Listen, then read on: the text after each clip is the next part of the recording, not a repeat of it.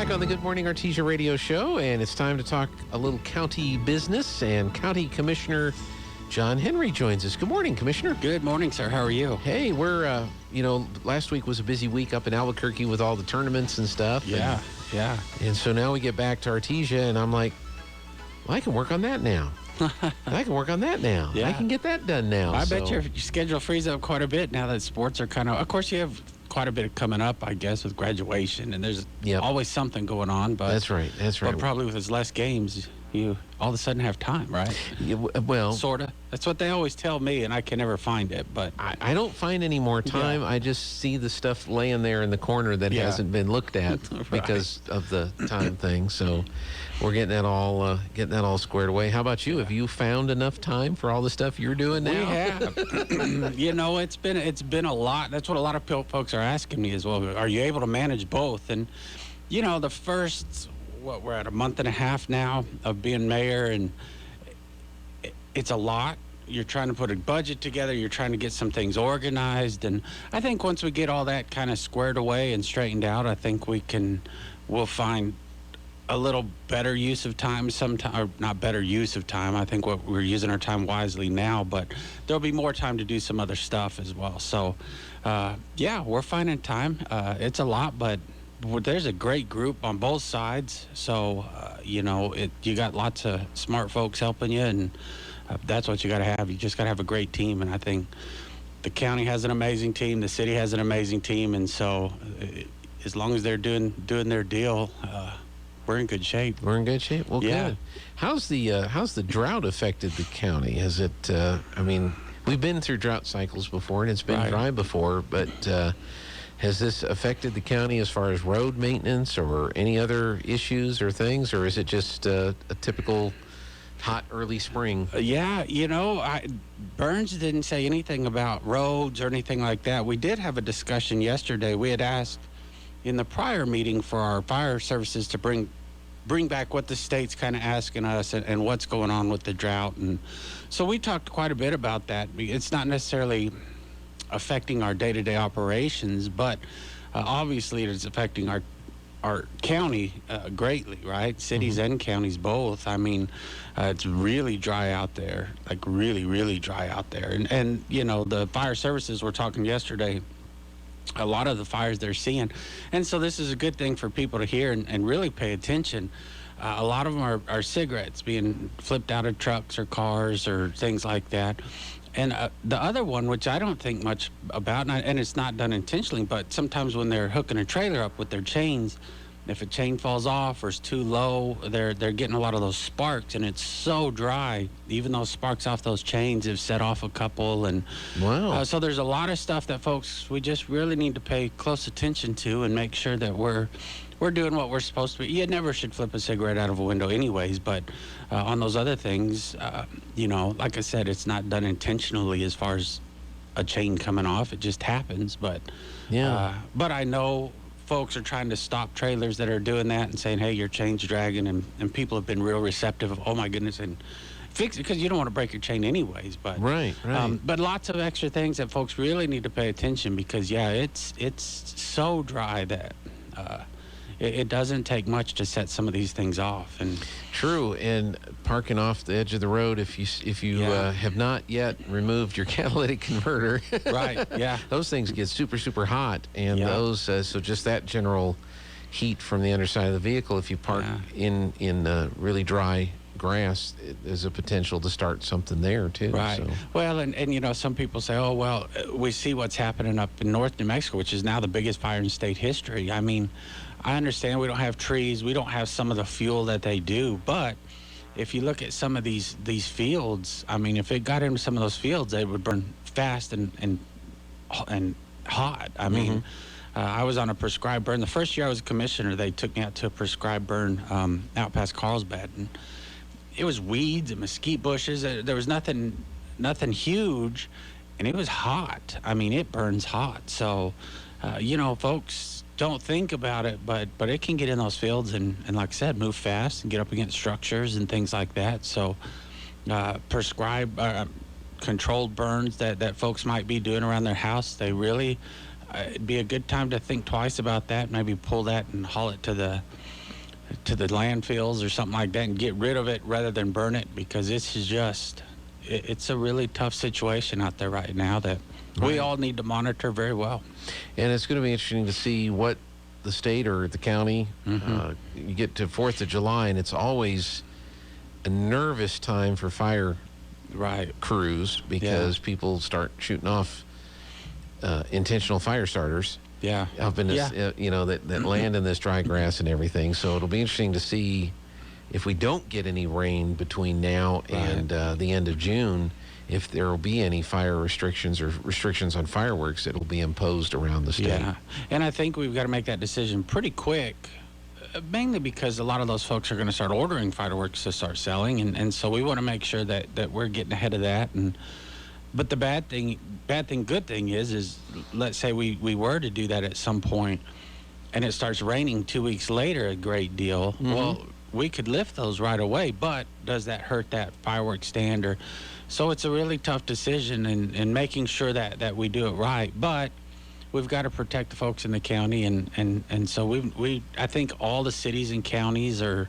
I know the state's very interested in what we're all doing and what across the state, trying to make sure that we're putting things in place that work and make sense for folks. Yeah. Now, this is just a question that popped into my mind. I never really thought about it before. When the volunteer firefighters go out to fight a fire, they've got to have water. Yes. To put out the fire. Right. There's not a system of fire hydrants out in the middle of the countryside.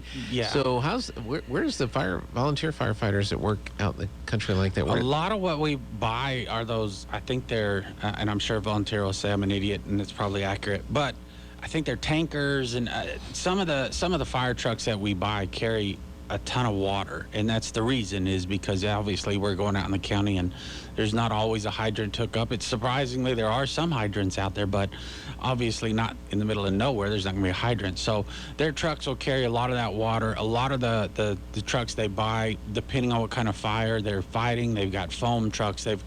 We've got Eddy County has probably got one of the best fire services as far as apparatuses go, because we're ready. We got a little bit of everything. We got brush trucks because we've already obviously got brush fires. We've got trucks that can fight tank batteries. We've got, so they have a little bit of everything, which we need. Because we've got so many different types of fire that happen in the county, and but they get those tankers. That's part of that ISO score, making sure that you have enough water to go to some of these fires that trucks could be able to hook up and pump the water needed to put them out. And so yeah, they work hard on that, making sure all the things that we're buying actually make sense and can carry the water and apparatuses that they need depending on whatever they're fighting. So well, that's good. Well, I'm sure folks will appreciate the fact that the county fire services are staying on top of all that to make sure they're ready to go. And just hold tight on the fireworks, folks, until we find out a little bit more. If we get some rain, that would be great. If we don't get any rain, we probably need to just take it easy with the fireworks for this year and not create any extra situations that you would normally have to deal with. And speaking of fire services, we've had a few pop-ups here and there over the last couple weeks of grass fire and things, and I've got to say our folks have reacted incredibly quickly. They know what's going on and been able to put them out real fast. We're talking maybe an acre or two rather than having to get out of control. So we do have a great group that know what they're doing, working hard to get it figured out. But you're right. I hate to, because 4th of July is my favorite holiday. Obviously, I love America. I love it, everything about it. But that one night of excitement, we don't want to ruin it and set everything on fire either. So let me ask you this: some of the fires we're seeing around the state. Not all of them, but I think one or two of them have come as a result of a controlled burn or a scheduled burn. With so much federal land and state land in Eddy County, what's the communication like between the different agencies that may decide we're going to do a controlled burn on some of our land? Are they supposed to, or do they communicate with the other state agencies and county agencies to make sure that everybody knows this is what we're getting ready to do, and does anybody at the county level have the authority to step up and say, I don't think that's a good idea today. It's either too dry or too windy. Yeah. Can you put it off? How does that process work? I know that they have great communication. Like I said, that prescribed burn I went on when I was newly elected, I think BLM had put that on with county's help. I mean, obviously everybody works really close together because it's good training for both sides. Yeah. I mean, it's good training for the volunteers. The BLM probably needs the help because they don't have a huge fire presence at all the prescribed burns. So I do know that communication. Obviously, they want to communicate so that when Rita starts getting those 911 calls, oh my goodness, there's a big.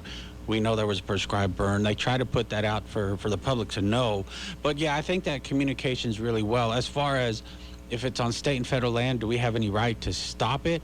I think that's an interesting question. I would doubt it. They control their lands and probably. But I do think, especially after what we've seen, of saying, are you really sure that's a good plan right now? And I think we would want to make sure that we voice our opinion pretty loudly, because I don't think they would do it, and I'm not too worried about it. But yeah, I do think the county would at least have a voice to say, hey, might not be the best time right now because of XYZ. And, but I think they take that into account. And well, you would hope to. You would hope so. And who knows what the factors are that made it look like it was a bad decision. But I'm glad to hear that there should be cooperation amongst all the different entities, because you don't want it to get out of hand. Absolutely. Now, when the prescribed burn that you got to see, what did they explain was the purpose of that prescribed burn? What they were trying to do is knock some of the fuel down. There was a lot of mesquite. There was a lot of those mesquite bushes and trees, and it was really a lot of fuel, and they were trying to get rid of a lot of that out of there. And so it was a good, and plus it puts nutrients back in the ground, and they were trying to burn off some of the old, put nutrients in the ground. And the next year, you see it on some of these ranches that unfortunately might have a fire burn through. As long as it's just in their fields, you'll see within a couple weeks, if there's rain or water, all of a sudden it's one of the prettiest fields around. You put it back in there and it's good. So yeah, they were just trying to clean some areas up that, one of them was a ditch, and water had pushed a ton of debris and stumps and logs and not trash, but just trash from the land in. And so they were trying to burn that out and clean those up so that it would flow better if it ever flooded again or things like that. So, if we ever saw any rain.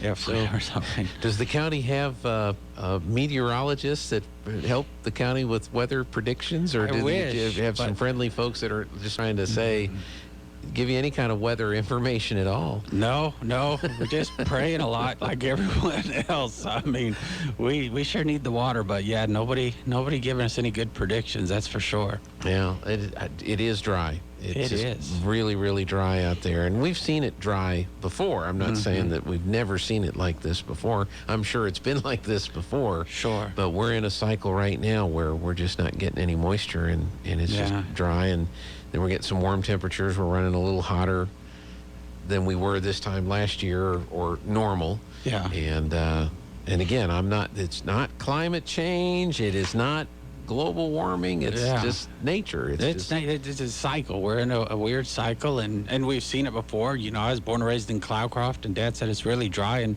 I can remember times just like this when I was a kid. I mean, where you're scared to death for a little while of thinking, oh my goodness, if something goes, it's going to go. And so yeah, it happens. We just got to fight through it and pay attention to what we're doing, and it'll be all right. Yeah. I wonder in those areas where we have all the giant wind farms, I wonder if they just crank up the blades, and does that encourage the fire to spread, or would that... Or can we suck the air out of the area that's burning? Well, it's super fascinating, and I don't fully understand it, but I know when I was in high school, there was a huge fire in Cloudcroft my junior or senior year, and the ag teacher was one of the big volunteer firefighters and knew a ton about it. But he was telling us one day that the wind the fire generates itself at the front of the fire is amazing. He said it can be totally still, but the way it's sucking in and wrapping around, he says it generates an amazing amount of wind for itself. Yeah. So I would not think a wind farm would help. So or yeah. counter the wind. You know, the fire's generating the wind in this direction. And Yeah, let's maybe we could reverse the blades, and we'll counteract. Yeah. I don't know. I wonder if anybody's ever done any research on that. I don't know. It'd be interesting, but I don't want to be in front of it going, No. turn. But you're right. They're almost like their own weather event. Yeah, it's incredible, because some people say, it's not windy, it won't move today. And I'm like, well, yeah, because it's sucking the air in, which is creating its own force of wind or whatever you want to call that. Yeah, no, it's amazing thing to study, and the people that study it and fight the fires and plan the fights, you know, they're pretty smart folks. Understand it. I mean, that same fire almost got my dad and his whole little crew he was with. He was a volunteer, and they were in a canyon. And thank goodness one of my best friend's dad was up in the airplane and was one of those fire expert kind of guys saying, hey, get those guys out. It's fixing to shift. And sure enough, they got out just as it shifted down into that canyon, and they would have had to go under those little foil things or blankets thing, because it came fast. Wow. But it's amazing how it moves, and it's its own little animal that it takes folks like that actually can understand, and it's a science, and it's not just go spray it with water. There's a ton to it. And folks need to appreciate all the men and women that are doing that, because it's super dangerous. I mean, Dad was a volunteer and with no training. I mean, he just did it to help every once in a while. The rest of his crew knew kind of what they were doing, but some folks that are helping are just helping, and they're not experts. So thank goodness there are some of those experts out there. Match up with them. We're going to take a quick break, and we'll be back with more with County Commissioner John Henry on the Good Morning Artesia radio show right after this. Now for